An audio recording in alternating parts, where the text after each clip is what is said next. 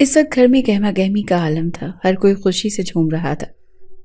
گھر کی بیٹی کی شادی تھی، آج سب لوگ بے تحاشا خوش تھے۔ شاہ حویلی کی لاڈلی بیٹی معصومہ، جو نہ صرف شکل و صورت سے معصوم دکھائی دیتی تھی بلکہ وہ ویسی بھی معصوم سی چلبلی سی لڑکی تھی۔ اس کی شادی اس کے ماموزاد سے ہو رہی تھی جسے وہ بچپن سے محبت کرتی آئی تھی۔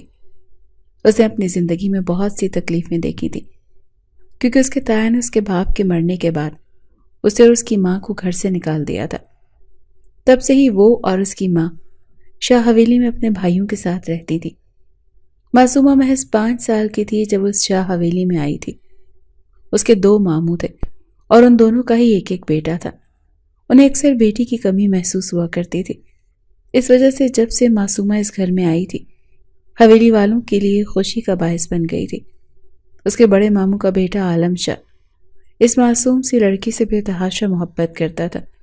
اس نے اپنے اور معصومہ کے رشتے کی بات کی تھی، اپنی پسندیدگی کا اظہار اپنے والد کے سامنے کیا تو وہ پل میں مان گئے، بلکہ اس کی تو خوشی کا کوئی ٹھکانہ نہ رہا، کیونکہ معصومہ میں سب کی جان بستی تھی اور وہ اس بات سے بے تحاشا خوش ہو چکے تھے کہ ان کی بیٹی اب ہمیشہ انہی کے پاس رہے گی۔ تمام رسم و رواجوں کو پس پش ڈالتے ہوئے محض نکاح کی تقریب کا انتظام کیا گیا تھا، کیونکہ یہ معصومہ کی ہی خواہش تھی کہ وہ سادگی سے نکاح کرنا چاہتی تھی، جبکہ ولیمے کی رسم وہ لوگ جیسے چاہیں ادا کر سکتے ہیں۔ سب کو اس کی یہ بات مناسب لگی تو سب مان گئے تھے۔ معصومہ کی ماں کو ان کے باپ کی جائیداد میں سے حصہ دیا گیا تھا، جس میں ان کے لیے الگ سے حویلی خریدی گئی تھی۔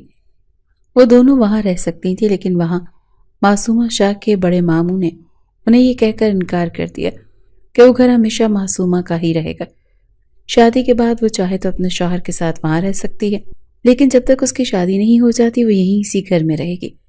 سب لوگوں نے ان کی بات سے اتفاق کیا اور وہ لوگ وہیں رہائش پذیر ہو گئے۔ آج اور ان سب کے سالوں کی مراد بر آئی تھی۔ معصومہ کو دلہن بنا دیکھنے کی خواہش تو سب کو تھی، اور جب وہ مبارک گھڑیاں آ گئی تھیں تو سب لوگ خوشی سے پھولے نہیں سما رہے تھے۔ نکاح سادگی سے کیا جانے والا تھا، لیکن اس کے باوجود پوری حویلی کو دلہن کی طرح سجایا گیا تھا۔ معصومہ کو گلاب کے پھول پسند تھے، اسی وجہ سے پوری حویلی گلاب کے پھولوں کی مہک سے دمک رہی تھی۔ معصومہ کو دلہن بنانے کے لیے بیوٹیشین کو گھر پر ہی بلایا گیا تھا، اسی وجہ سے وہ پچھلے 2 گھنٹے سے اپنے کمرے میں تیار ہو رہی تھی۔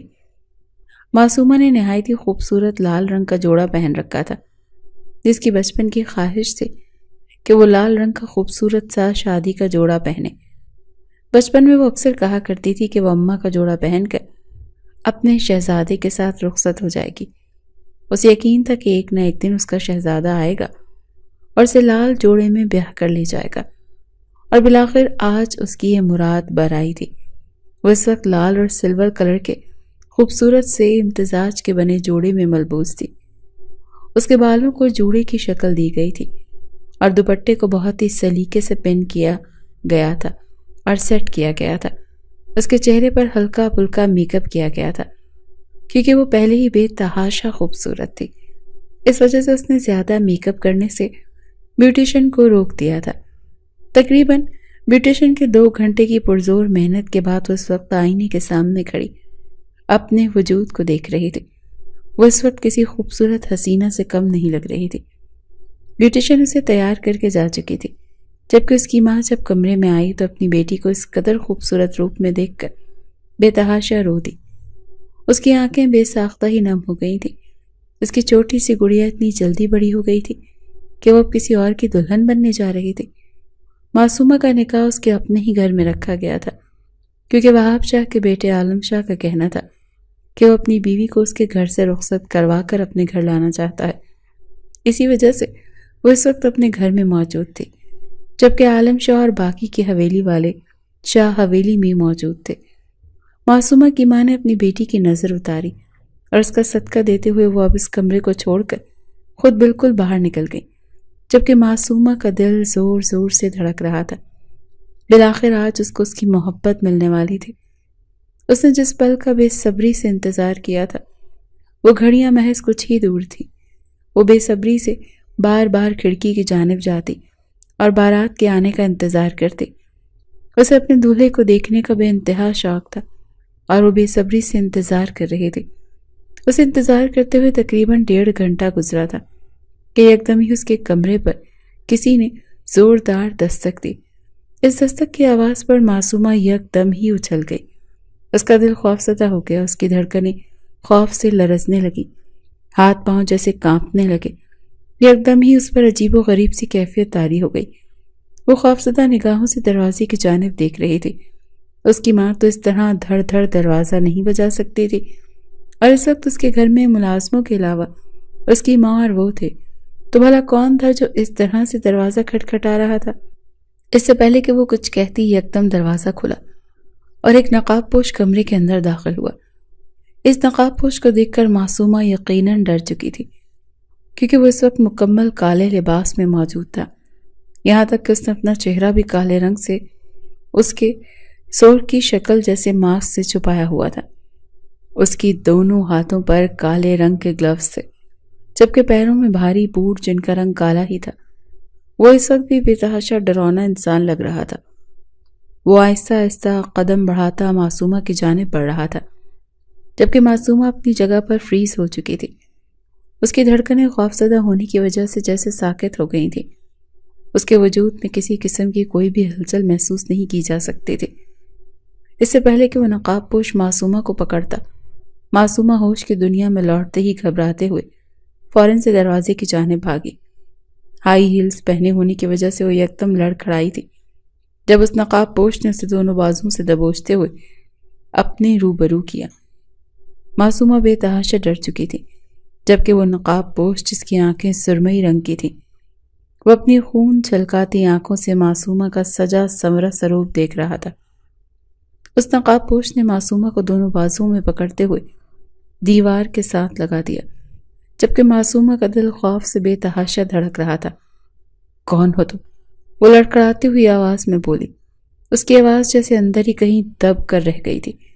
وہ بمشکل اپنے الفاظ ادا کر پا رہی تھی، جبکہ اس کی بات سن کر اس نقاب پوش کے نقاب کے پیچھے چھپے ہونٹوں پر استہزائیہ مسکراہٹ بکھر گئی۔ تمہاری اور تمہارے خاندان کی بربادی، اور تمہیں یہاں پر برباد کرنے ہی آیا ہوں۔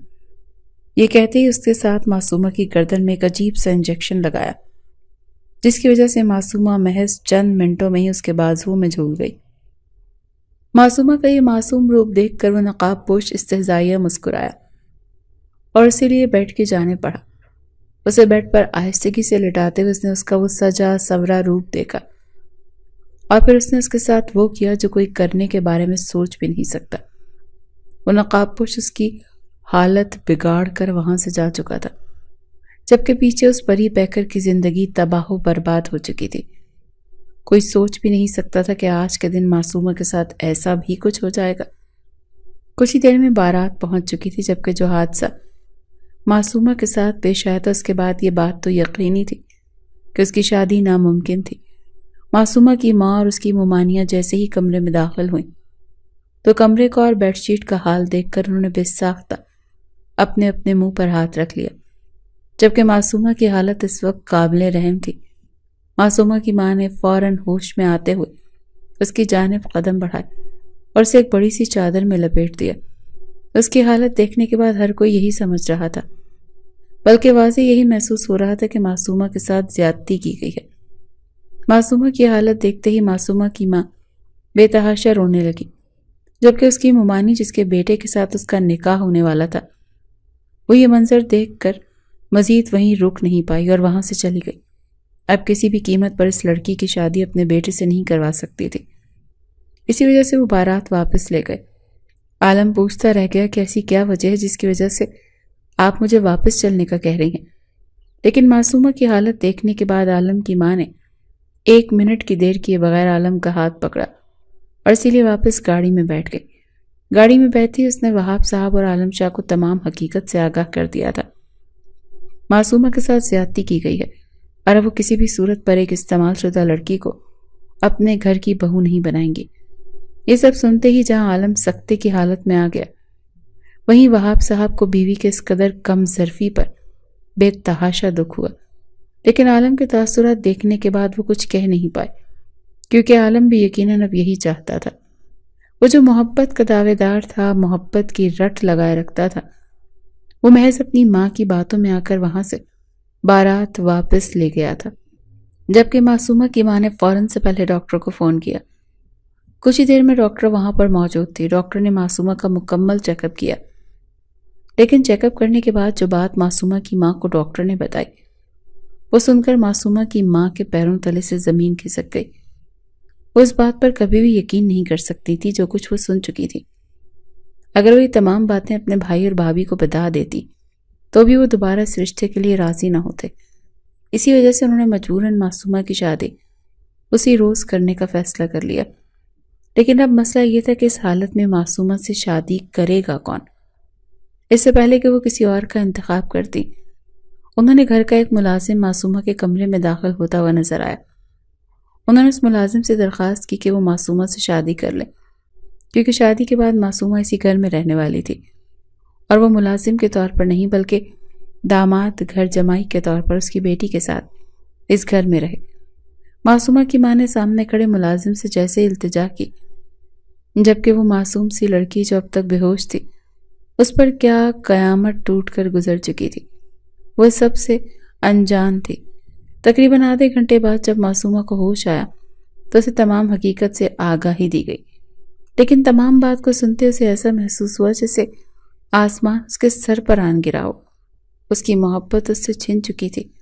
اس کے پیروں تلے سے زمین کھسک گئی۔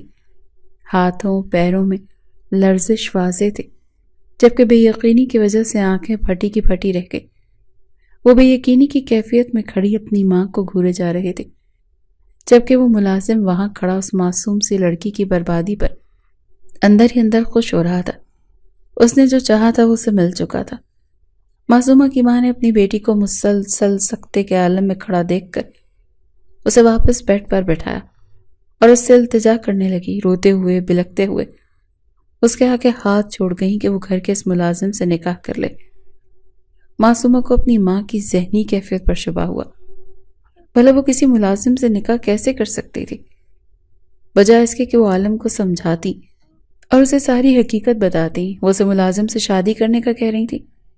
نہیں ماں، میں ایسا کچھ نہیں کروں گا۔ میں عالم کو سب کچھ سچ سچ بتا دوں گی۔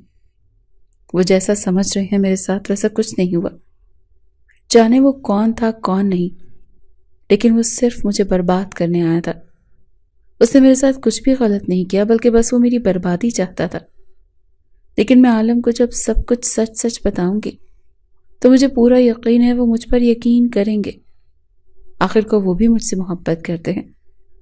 جبکہ اپنی بیٹی کی اس معصوم بات پر اس کی ماں بیچاری منہ پر دوپٹہ رکھے بے تحاشا رو رہی تھی، کیونکہ عالم نے فون کر کے صاف الفاظ میں کہہ دیا تھا وہ اب معصومہ سے مر کر بھی نکاح نہیں کرے گا، اور وہ اچھے سے جانتی تھی کہ وہ اپنی ماں کی زبان بول رہا ہے۔ ہاں، اس کی مامی جو اوپر اوپر سے بہت اچھا بنتی تھی، در حقیقت وہ اندر سے اس شادی سے راضی نہیں تھی۔ وہ تو خوش ہو رہی ہوں گی کہ معصومہ کی شادی ان کے بیٹے سے نہیں ہوئی۔ وہ بچپن سے ہی معصومہ کو پسند نہیں کرتی تھی، لیکن عالم اور وہاب صاحب کی وجہ سے وہ ہمیشہ اپنی ناپسندیدگی کو چھپاتی آئی تھی۔ لیکن اب تو انہیں موقع مل چکا تھا، اب تو وہ کسی بھی قیمت پر اپنے بیٹے کی شادی ان کی معصومہ سے نہیں ہونے دیں گے، اور یہ بات وہ اچھے سے جان چکی تھی۔ اسی وجہ سے انہوں نے ملازم سے التجا کی تھی۔ معصومہ کی ماں نے ذرا سخت لہجے میں معصومہ سے کہا کہ اس کی شادی آج ابھی اور اسی وقت ہوگی، اور اس کا نکاح اور کسی سے نہیں بلکہ ان کے خاص ملازم سے ہوگا۔ اس نے جیسے ہی ملازم کی طرف دیکھا تو ایک مرتبہ پھر سے شوق کے عالم میں چلی گئی، کیونکہ ملازم کی آنکھیں وہ کیسے قبول کر سکتی تھی؟ وہ آگ اگلتی ہوئی لال سرخ انگارہ آنکھیں، یہ وہی آنکھیں تھی جسے اس نے کچھ دیر پہلے دیکھا تھا۔ وہ یقین نہیں کر پا رہی تھی کہ یہ وہی شخص ہے جو کچھ دیر پہلے اس کی زندگی برباد کر چکا ہے، جبکہ ملازم کی نظر معصومہ بھی پر تھی، اور وہ اس کے لبوں پر ایک خوبصورت سی مسکراہٹ رقصاں تھی۔ معصومہ کی ماں کا رخ معصومہ کی جانب تھا، اسی وجہ سے وہ اس سے مکار شخص کے چہرے پر مسکراہٹ نہیں دیکھ پائی تھی۔ معصومہ نے انکار کرنے کی بہت کوشش کی تھی، لیکن معصومہ کی ماں نے اپنا دوپٹہ اس کے آگے پھیلاتے ہوئے جیسے بھیک مانگی تھی، اور یہاں آ کر معصومہ بے بس ہو گئی تھی۔ وہ نہ چاہ کر بھی اس شخص سے شادی کرنے کے لیے راضی ہو گئی، جس نے اس کی ساری خوشیاں چھین لی تھی، لیکن اس نے ایسا کیوں کیا تھا وہ اب خود بھی یہ سب کچھ جاننا چاہتی تھی۔ اس نے کہا تھا وہ اسے برباد کرنا چاہتا ہے، اسے برباد تو وہ کر چکا تھا، لیکن اب وہ نہ جانے نکاح کرنے کے بعد اس کے ساتھ کیا کرنے کا ارادہ رکھتا تھا۔ ایک مرتبہ پھر سے معصومہ کے دل میں خوف کی لہر، اس کے پورے وجود میں عجیب سی سنسناہٹ سی ہونے لگی تھی۔ ایسا لگ رہا تھا جیسے اس کا پورا وجود کپ کپا رہا ہو۔ کچھ دیر میں نکاح خواں بھی وہاں پر موجود تھا، اور پھر چند لمحوں کا کھیل تھا۔ معصومہ کا نکاح احتشام سلطان سے کر دیا گیا، جو کہ ان کے گھر کا خاص ملازم تھا۔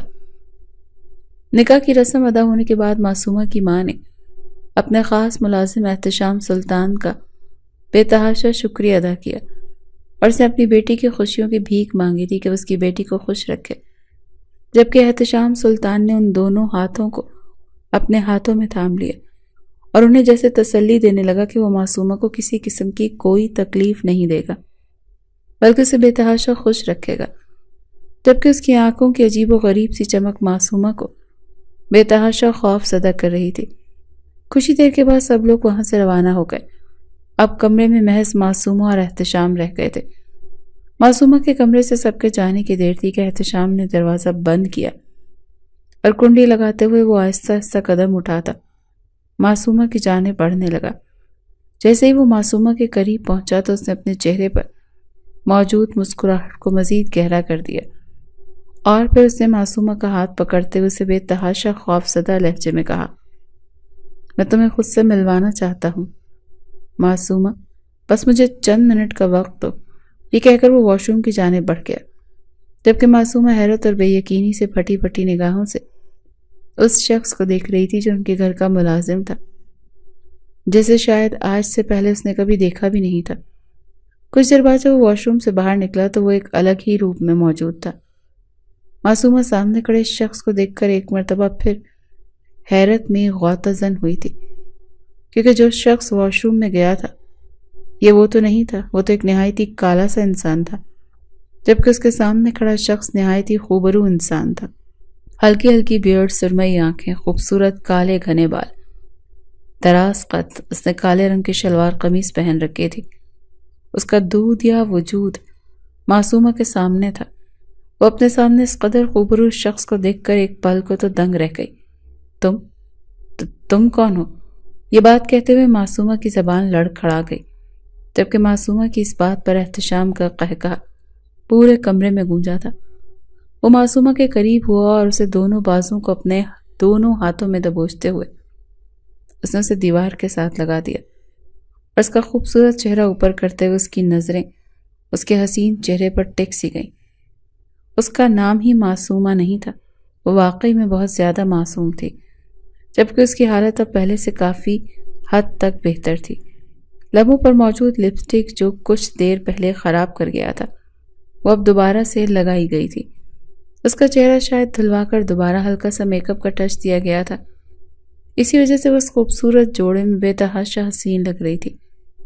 وہ کچھ دیر تک اس کے چہرے کو دیکھتا رہا، اور پھر اس نے کسی اچھوت کی طرح اسے خود سے دور پھینکا۔ میں وہی ہوں معصومہ شاہ، جسے تم لوگ نہیں جانتے، یا شاید تم لوگوں نے جاننے کی کبھی کوشش ہی نہیں کی۔ تم لوگوں نے مجھے خود سے اتنا دور کر دیا تھا کہ مجھے اس بات کا بھی احساس نہیں ہو سکا کہ تم لوگ میرے اپنے تھے۔ تم لوگوں نے مجھے برباد کر دیا، میرے باپ کو مار دیا، مجھے یتیم کر دیا۔ تمہارے ان ماموں نے مجھے دودھ میں سے مکھی کی طرح نکال کر باہر پھینک دیا۔ اسی وجہ سے میں دوبارہ لوٹا ہوں، مجھے دوبارہ لوٹنا پڑا اس طرح کہ تم لوگوں کو تباہ و برباد کر دوں۔ تم لوگوں نے خود میرے اندر یہ آگ بھری ہے، نفرت کی آگ، اور اب اس نفرت کی آگ میں تم سب کو جلا کر راکھ کر دوں گا۔ وہ نفرت بھرے لہجے میں کہتا معصومہ کی سانسیں کھینچ چکا تھا۔ وہ حیرت اور بے یقینی سے اسے دیکھ رہی تھی کہ آخر یہ کون ہے۔ جیسے ہی اس نے اپنے الفاظ مکمل کیے معصومہ تھر تھر کانپنے لگی۔ کون ہو تم؟ معصومہ نے ہمت کرتے ہوئے پوچھا، جبکہ اس کے اس سوال پر احتشام کی آنکھوں میں ایک مرتبہ پھر سے آگ کی چنگاریاں پھوٹنے لگی۔ ارے اتنی بھی کیا جلدی ہے میری جان میرے بارے میں جاننے کی؟ ابھی تو نکاح ہوا ہے، رخصتی بھی ہو چکی ہے، اب تو پورا پورا حق بنتا ہے تم پر. پہلے اس رشتے کے تقاضے کو تو پورے کر لو، پھر تمہیں اپنی اصلیت بھی دکھا دوں گا. وہ ایک دم ہی اسے بازو سے کھینچتا اپنے قریب کرتے ہوئے عجیب خماری لیے بولے جا رہا تھا تو معصومہ کو ریڑھ کی ہڈی میں سنسناہٹ سی دوڑتی ہوئی محسوس ہوئی. اور پھر اس نے اچانک ہی نہایت بے دردی سے اس کے وجود پر موجود زیورات کو نوچ ڈالا اور ایک ایک کر کے زمین پر پھینکتا گیا. معصومہ کی آنکھوں سے گرم سیال بہنا شروع ہوا. وہ اپنا قصور یاد کر رہی تھی کہ آخر کس جرم کی پاداش میں اسے یہ سزا مل رہی ہے. احتشام نے اس کا دوپٹہ اس کے وجود سے اتارا اور اسے دھکا دیتے ہوئے بیڈ پر گرایا اور پھر وہ تمام بتیاں گل کرتا اس کے وجود پر حاوی ہوا. معصومہ کی سسکیاں کمرے میں گونج رہی تھی جبکہ احتشام کے عمل میں کوئی بھی رعایت موجود نہیں تھی. اگلے روز جب وہ اٹھی اور پھر جائے نماز پر بیٹھی، وہ بے آواز روتے ہوئے اپنے رب سے اپنا جرم پوچھ رہی تھی. احتشام جو کب سے اسے یوں روتے ہوئے دیکھ رہا تھا جھنجھلائے ہوئے اٹھ بیٹھا اور خود بھی فریش ہونے چلا گیا. کچھ دیر بعد واپس آیا. تب بھی وہ ویسے ہی جائے نماز پر بیٹھی آنسو بہا رہی تھی. اب یہ آنسو بہانا بند کرو، ایسا بھی کچھ نہیں ہو گیا تمہارے ساتھ. یہ تمہارا فرض تھا اپنے شوہر کو خوش کرنا. ویسے خوشی سے یاد آیا، ایک خوشی تو اب تمہارے ماموں جان کو بھی دینی بنتی ہے. چلو جلدی سے اٹھو اور تیار ہو جاؤ، ہم بھی تمہارے پیارے ماموں جان کے گھر جا رہے ہیں. وہ چہرے پر دل جلانے والی مسکراہٹ سجائے بولا جبکہ معصومہ نہیں جانتی تھی کہ اب اس کے ساتھ کیا ہونے والا ہے.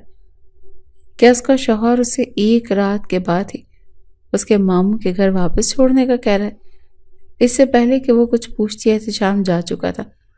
معصومہ نے گہرا سانس لیا. جتنا برا ہو سکتا تھا شاید اس کے ساتھ ہو چکا تھا، بھلا اب برا ہونا باقی رہ گیا تھا.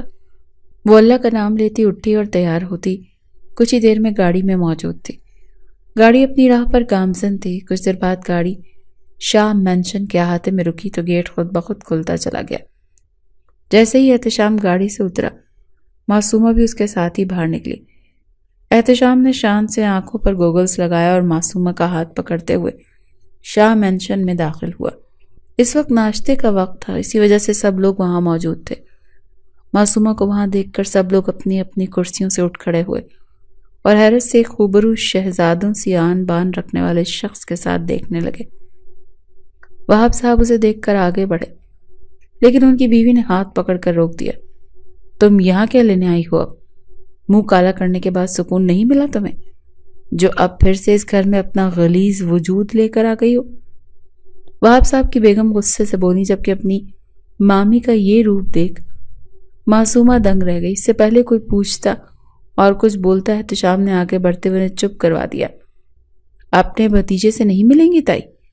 احتشام نے نہایت ہی سرد لہجے میں کہا تو وہ وہاں موجود سب لوگوں نے حیرانگی سے اس خوبرو نوجوان کو دیکھا. کیا ہوا، پہچانا نہیں؟ اب کہ اس کا رخ وہاب صاحب کی جانب تھا. سب لوگ حیرت سے احتشام کو دیکھ رہے تھے. جب احتشام نے اپنا رخ معصومہ کی جانب کیا جو خود بھی اتنی ہی بے یقینی سے احتشام کو دیکھ رہی تھی. میں تمہارا وہی کزن ہوں معصومہ شاہ جسے تمہارے ماموں نے مردہ سمجھ کر پھینک دیا تھا. وہی کزن جسے اس کا حصہ نہ دینا پڑے. اس وجہ سے انہوں نے بنا یہ جانے کہ میں زندہ ہوں یا مر چکا ہوں مجھے ایک سرد خانے میں بھیج دیا. وہ شدت سے چلایا جبکہ سب لوگوں کو ایک مرتبہ بھی پھر وہ رات یاد آئی. وہ کربناک رات ایک مرتبہ پھر احتشام کی آنکھوں کے سامنے گھومنے لگی. معصومہ اس سارے واقعے کو بھول چکی تھی کیونکہ وہ اس وقت بہت چھوٹی تھی. وہاب صاحب نے اس حادثے کو یاد کرتے ہوئے بے ساختہ سب کی جانب دیکھا اور پھر بولے. رات کی تاریکی میں ایک گاڑی تیز رفتاری سے سڑک پر دوڑ رہی تھی. اچانک وہ بے قابو ہوئی، سڑک سے اتری اور کئی بار الٹتی چلی گئی. بریک کی چیختی آواز، شیشوں کے ٹوٹنے کی کھنک اور دھات کے ٹکرانے کی گونج سنسان سڑک پر خوفناک ارتعاش پیدا کر رہی تھی. حادثے کی شدت سے گاڑی کا دروازہ ٹوٹ گیا اور ایک خون میں لت پت بازو باہر کی طرف لٹک گیا. چہرہ بھی لہو سے بھرا ہوا تھا مگر اندھیرے میں کچھ صاف دکھائی نہیں دے رہا تھا. آس پاس مکمل سناٹا تھا، کوئی مدد کے لیے موجود نہیں تھا. وہ شخص بے ہوش تھا یا موت کے قریب یہ جاننا مشکل تھا. کچھ وقت اسی بے حسی میں گزر گیا، یہاں تک کہ ایک گاڑی وہاں سے گزری۔ ڈرائیور کی نظر سڑک کے کنارے تباہ شدہ گاڑی اور باہر لٹکے جسم پر پڑی تو اس نے فوراً بریک لگا دی۔ یہ کوئی حادثہ لگتا ہے، ساتھ بیٹھے شخص نے بے ساختہ کہا۔ وہ فوراً باہر نکلے اور زخمی شخص کی طرف لپ گئے۔ بڑی مشکل سے اسے گاڑی سے باہر نکالا، مگر وہ شدید زخمی تھا۔ اس کی نبض کمزور تھی مگر وہ زندہ تھا۔ جلدی سے اسے اپنی گاڑی میں ڈالا اور اسپتال کی طرف روانہ ہو گئے۔ راستے میں انہوں نے اس کی جیب کی تلاشی لی تو ایک کارڈ ملا جس پر ایک نمبر درج تھا۔ انہوں نے فوراً اسی نمبر پر کال ملا دی۔ شاہ مینشن۔ ہال میں وہاب شاہ اپنے بھائی مصطفیٰ شاہ اور چند دیگر افراد کے ساتھ بیٹھے گفتگو کر رہے تھے کہ اچانک فون بجا۔ عالم صاحب نے فون اٹھایا مگر دوسری طرف سے ملنے والی خبر سنتے ہی اس کے چہرے کا رنگ اڑ گیا۔ کیا ہوا بھائی جان؟ آپ اتنے پریشان کیوں ہو گئے؟ کس کا فون تھا؟ مصطفیٰ صاحب جو قریب ہی بیٹھے تھے فوراً سے گھبرا کر بولے۔ وہاب صاحب نے ایک لمحے کے لیے خود کو سنبھالا اور دھیرے سے کہا، کاظم شاہ کا ایکسیڈنٹ ہو گیا ہے، وہ اس وقت ہسپتال میں، ہمیں فوراً وہاں جانا ہوگا۔ یہ سنتے ہی مصطفیٰ صاحب کے چہرے پر بھی حیرت اور تشویش پھیل گئی۔ دونوں بغیر کسی تاخیر کے فوراً ہسپتال کے لیے روانہ ہو گئے۔ وہاب صاحب اور مصطفیٰ صاحب تیز قدموں سے ایمرجنسی وارڈ کی طرف بڑھ رہے تھے مگر ان کے دل میں بے تحاشا خدشے سر اٹھا رہے تھے۔ وہ نہیں جانتے تھے کہ وہ اپنے بھائی کو کس حالت میں دیکھنے والے ہیں۔ ان کے دل خوف سے لرز رہے تھے۔ ہیلو میم، ادھر ابھی ایک مریض آیا جس کا ایکسیڈنٹ ہوا تھا، مصطفیٰ صاحب کے پوچھنے پر اس لڑکی نے کہا۔ ہاں جی، ابھی ادھر ایک کیس آیا تو ہے۔ کاظم کہاں ہے؟ وہاب صاحب نے بے چینی سے ریسیپشن پر موجود نرس سے پوچھا۔ ان کا دل خوف سے اکڑا جا رہا تھا۔ وہ اس وقت مزید کوئی بھی بری خبر سننے کی کنڈیشن میں نہیں تھے۔ وہ آس بھری نظروں سے سامنے موجود لڑکی کو دیکھ رہے تھے جسے ابھی وہ انہیں کی زندگی کی نوید سنا دے گی۔ مریض ابھی آپریشن تھیٹر میں ہے، ڈاکٹرز پوری کوشش کر رہے ہیں، آپ دعا کیجیے، اللہ تعالیٰ بہتر کریں گے۔ نرس نے رسمی لہجے میں جواب دیا۔ کیا زخم بہت شدید آئے ہیں؟ مصطفیٰ صاحب نے جلدی سے پوچھا۔ نرس نے افسوس بھرے انداز میں سر ہلایا۔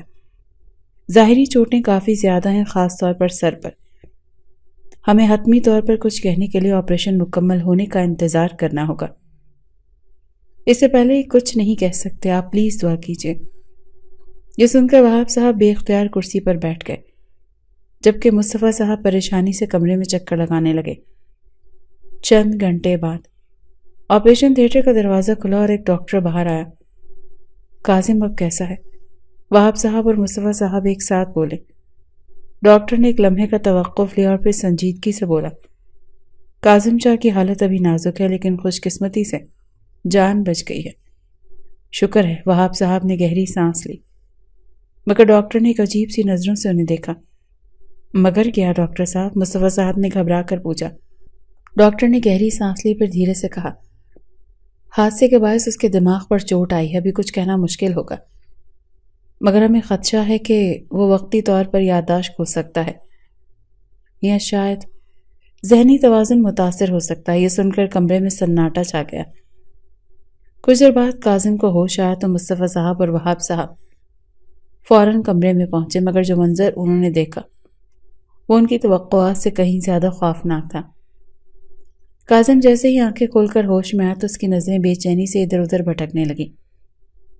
اگلے ہی لمحے وہ گھبرا کر چیخنے چلانے لگا جیسے کسی بھیانک خواب میں ہو۔ اس کے چہرے پر وحشت تھی، آنکھوں میں عجیب سی وحشیانہ چمک اور اس کے لبوں سے نکلنے والے بے ربط چیخیں پورے کمرے میں گونجنے لگیں۔ پھر اچانک وہ زور زور سے رونے لگا جیسے کوئی معصوم بچہ اپنی تکلیف کا اظہار کر رہا ہو۔ یہ سب دیکھ کر مصطفیٰ صاحب اور وہاب صاحب کے چہروں پر ایک تاریک سایہ لہرایا۔ وہ بے بسی سے ایک دوسرے کو دیکھنے لگے جیسے الفاظ کھو چکے ہوں۔ ڈاکٹروں نے فوراً آگے بڑھ کر کاظم کو سنبھالنے کی کوشش کی مگر وہ مسلسل مزاحمت کرتا رہا۔ آخر کار ایک ڈاکٹر نے سکون آور انجیکشن تیار کیا اور بڑی مشکل سے کاظم کے بازو میں لگایا۔ چند ہی لمحوں میں اس کا بدن ڈھیلا پڑ گیا اور وہ بے سدھ ہو کر دوبارہ نیند کی آغوش میں چلا گیا۔ ڈاکٹر نے گہری سانس لی اور وہاب صاحب کی طرف متوجہ ہو کر سنجیدگی سے کہا، میرے خیال میں بہتر یہی ہوگا آپ اسے کسی مینٹل ہاسپٹل میں داخل کروا دیں۔ اس کی ذہنی حالت بہت نازک لگ رہی ہے۔ اگر مناسب علاج نہ ملا تو معاملہ بگڑ سکتا ہے۔ یہ سن کر وہاب صاحب کی پیشانی پر شکنیں ابھری۔ وہ لمحے بھر کے لیے خاموش رہے، پھر گہری سوچ میں ڈوبے لہجے میں بولے، ہم اسے پہلے گھر لے جائیں گے، پھر صورتحال دیکھ کر ہی کوئی فیصلہ کریں گے۔ ڈاکٹر نے ہلکی سی مسکراہٹ کے ساتھ سر ہلایا، مگر اس کی آنکھوں میں تشویش واضح تھی۔ یہ آپ کی مرضی ہے، لیکن میرا مشورہ یہی ہے کہ آپ اسے جلد از جلد کسی ماہر نفسیات کو سپرد کر دیں۔ مصطفیٰ صاحب جو اب تک خاموش کھڑے تھے آخر کار بولے، ہم اسے کب تک گھر لے جا سکتے ہیں؟ ڈاکٹر نے ایک نظر کاظم کی طرف ڈالی اور سنجیدگی سے کہا، بھی نہیں، اس کے آپریشن کو صرف 24 گھنٹے ہوئے ہیں، اسی لیے اسے مزید ایک دن زیر نگرانی رکھنا ہوگا۔ کل شام تک اس کی حالت مزید واضح ہو جائے گی، تب تک ہم اسے ڈسچارج کر سکتے ہیں۔ وہاب صاحب نے گہری سانس لے کر سر ہلایا، ٹھیک ہے، ہم کل شام اسے لے جائیں گے۔ مصطفیٰ صاحب اور وہاب صاحب کے چہرے پر کشمکش کے سائے تھے۔ انہیں معلوم تھا کہ اصل امتحان اب شروع ہونے والا ہے۔ اگلے دن وہاب صاحب اور مصطفیٰ صاحب کاظم کے ڈسچارج کے کاغذات ہاتھ میں لیے سنجیدگی سے اس کے کمرے کی طرف بڑھ رہے تھے۔ اندر داخل ہوتے ہی ان کی نظر کاظم پر جا ٹکی، جو بے حس و حرکت بیڈ پر بیٹھا تھا اور اس کی آنکھیں خلا میں گھور رہی تھی۔ چہرے پر اجنبی سی سختی تھی، جیسے وہ کسی گہری سوچ میں گم ہو۔ کاظم میرے بھائی، کیسا محسوس کر رہے ہو؟ وہاب صاحب نے دھیرے سے پوچھا۔ کاظم نے آہستہ سے نظریں اٹھائیں، مگر اس کے تاثرات میں کوئی شناسائی نہیں تھی۔ ہم گھر جا رہے ہیں، مصطفیٰ صاحب نے مسکراتے ہوئے کہا، مگر کاظم نے کوئی جواب نہیں دیا۔ نرس نے آہستہ سے آگے بڑھ کر کہا، آپ لوگ دھیان رکھیے گا، ان کے رویے میں تبدیلی کسی بھی وقت آ سکتی ہے۔ وہاب صاحب نے سر ہلا کر نرس کا شکریہ ادا کیا اور پھر کاظم کو سہارا دے کر کھڑا کیا۔ وہ بغیر کسی مزاحمت کے خاموشی سے چلنے لگا، جیسے کوئی خودکار مشین ہو۔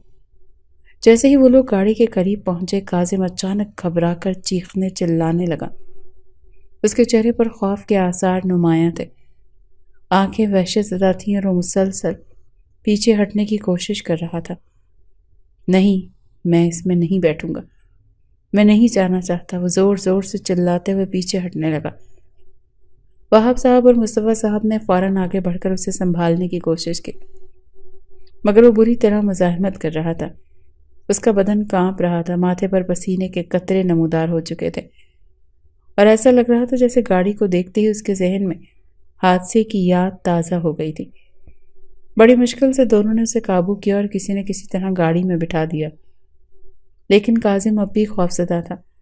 اس کی سانسیں بے ترتیب تھیں اور وہ بار بار پیچھے مڑ کر دروازے کی طرف دیکھ رہا تھا، جیسے کسی بھی لمحے وہاں سے نکل کر بھاگنے کی کوشش کرے گا۔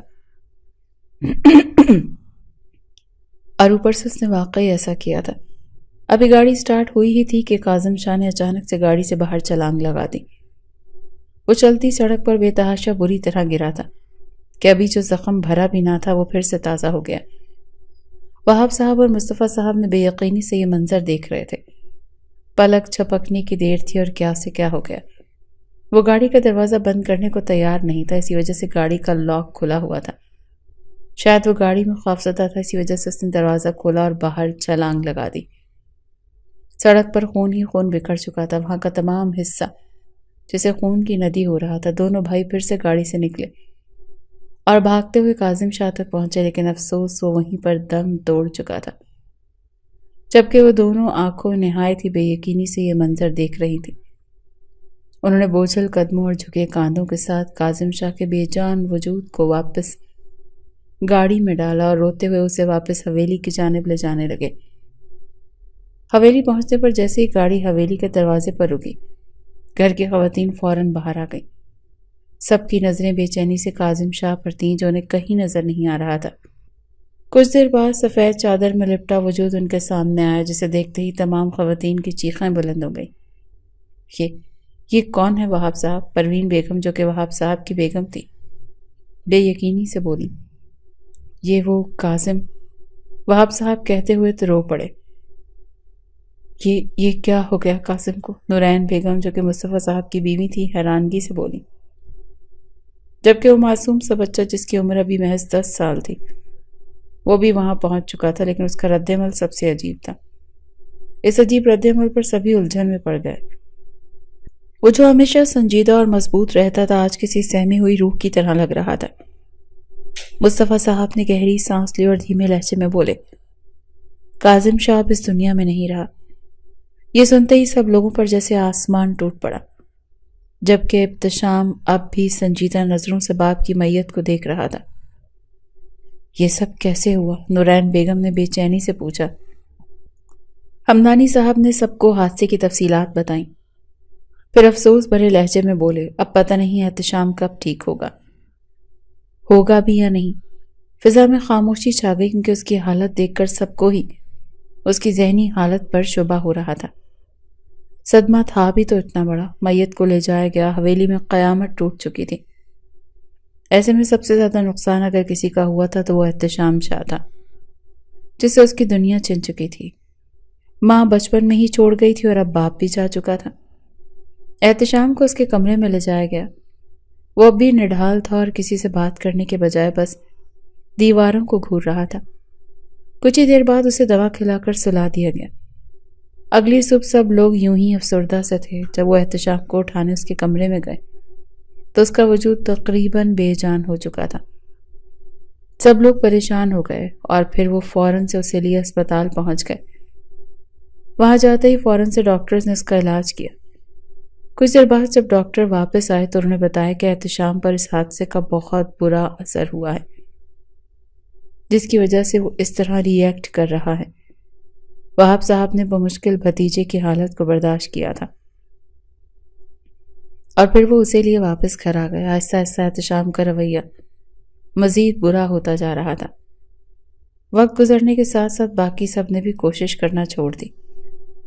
اب وہ اس کے بارے میں صرف آپس میں باتیں کرتے۔ آخر کوئی پاگل کو اتنا عرصہ کیسے سنبھال سکتا ہے؟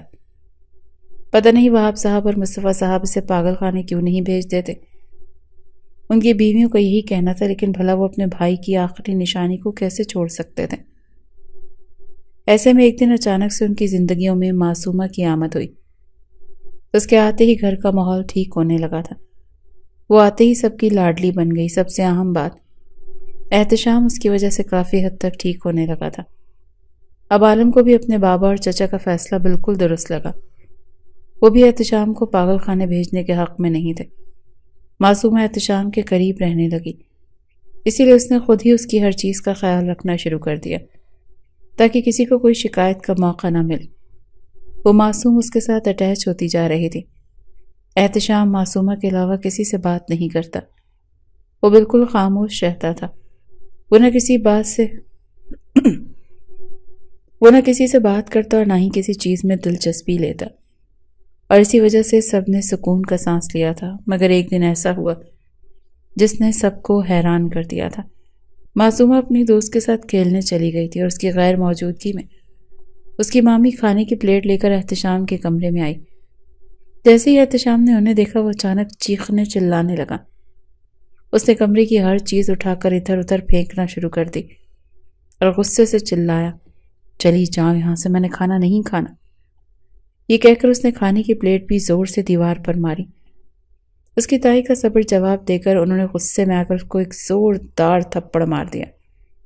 احتشام سہم کر ایک کونے میں جا بیٹھا۔ اس کی آنکھوں میں آنسو بھر آئے اور وہ بچوں کی طرح انہیں صاف کرنے لگا۔ اس کے بعد معصومہ کچھ عرصے کے لیے گاؤں اپنی دادی سے ملنے چلی گئی۔ اس دوران احتشام پھر سے پہلے جیسا ہو چکا تھا۔ تقریباً 2 ہفتوں بعد جب معصومہ واپس آئی تو احتشام کہیں نہیں تھا۔ معصومہ کے دل و دماغ سے احتشام کا نقش مٹا دیا گیا تھا، جبکہ عالم کے ساتھ اس کی دوستی مضبوط ہوتی گئی۔ نورین بیگم کی باتوں میں آ کر وہاب صاحب نے احتشام کو ڈھونڈنے کی کوشش نہیں کی۔ وہاب صاحب اپنی بات کہہ کر خاموش ہو گئے۔ ان کی آنکھوں سے آنسو بے ساختہ جاری ہوئے، جبکہ معصومہ اپنے گھر والوں کی اتنی بھیانک حقیقت جان کر حیران رہ گئی۔ عالم بھی اس وقت سکتے کے عالم میں کھڑا تھا، کیونکہ اسے یہی بتایا گیا تھا کہ احتشام مر چکا ہے، جبکہ معصومہ کے دماغ سے احتشام کی تمام یادیں مٹا دی گئی تھیں۔ اسے اس بارے میں کچھ بھی معلوم نہیں تھا، جبکہ باقی سب لوگ تماشائی بنے اب احتشام کی جانب دیکھ رہے تھے، جو خون رنگ آنکھوں سے وہاں موجود ہر شخص کو دیکھ رہا تھا۔ یہ تو بہت چھوٹا ظلم ہے تایا جان جو آپ لوگوں نے مجھ پر کیا تھا۔ اب آپ کو میں بتاتا ہوں کہ اس کے بعد کیا ہوا۔ مجھے در در کی ٹھوکریں کھانی پڑی، مجھے کئی کئی دن تک بھوکا رہنا پڑا، میں کتنے عرصے تک سڑکوں پر سوتا رہا، میں نے ایک انتہائی دردناک زندگی گزاری ہے، اور اسی وجہ سے مجھے آپ لوگوں سے نفرت ہوتی گئی، اور اسی وجہ سے میں نے سوچ لیا تھا کہ بڑا ہو کر میں اپنے باپ کی موت کا انتقام ضرور لوں گا۔ اس وقت جس رات بابا نے گاڑی سے نکل کر خودکشی کی تھی، مجھے یہی لگا تھا کہ آپ نے میرے بابا کو دھکا دیا ہے۔ اس وقت میں چھوٹا تھا، معصوم، تو شاید اس بات کو اگنور کر دیتا، لیکن جو کچھ اس کے بعد آپ لوگوں نے میرے ساتھ کیا وہ بالکل بھی اچھا نہیں کیا۔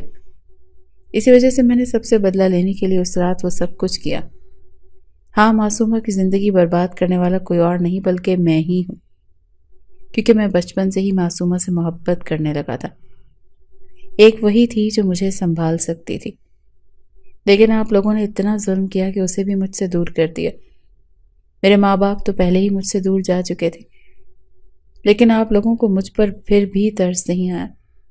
آپ لوگوں نے میری معصومہ کو بھی مجھ سے چھین لیا، اور اس عالم کے ساتھ اس کی دوستی بڑھتی چلی گئی۔ یہ دیکھ دیکھ کر میں ہر روز جیتا، ہر روز مرتا۔ میں نے ہر پل، ہر لمحہ آپ لوگوں پر نظر رکھی ہے۔ میں پچھلے 10 سال سے اس موقع کی تلاش میں تھا کہ آخرکار معصومہ اس قابل ہو کہ اس کی شادی ہو، اور اس کی شادی والے دن میں سے آپ سب سے دور کر دوں۔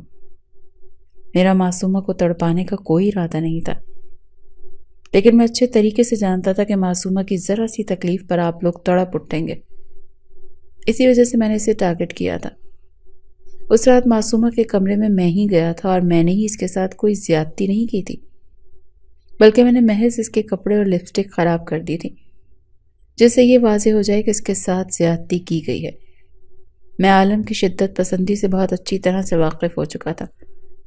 میں جانتا تھا کہ عالم استعمال شدہ چیز کو استعمال نہیں کرتا، بلکہ وہ اسے خود کے قریب بھی رکھنا پسند نہیں کرتا، اور یہ بات اچھے طریقے سے معلوم تھی کہ اگر اسے پتہ چلے گا کہ شادی کی رات اس کی ہونے والی بیوی کو اس سے پہلے کسی نے چھوا، تو وہ کسی بھی قیمت پر معصومہ سے شادی نہیں کرے گا۔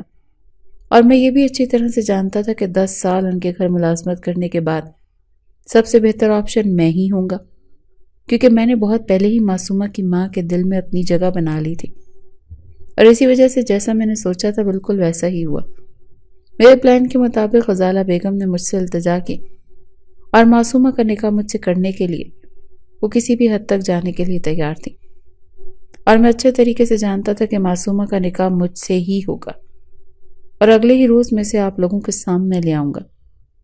لیکن میں یہ نہیں جانتا تھا کہ یہ سب کچھ اس طریقے سے ہو جائے گا۔ اگر مجھے معلوم ہوتا کہ میرے بابا نے خودکشی کی ہے تو میں شاید اب نارمل نہ ہوتا۔ مجھے اس بات کا زیادہ دکھ تھا کہ آپ لوگوں نے میرے بابا کو گاڑی سے دھکا دے دیا، جبکہ اس کی یہ بات سن کر وہاب صاحب تڑپ اٹھے، اور مصطفیٰ صاحب بھی اس کی جانب بڑھے۔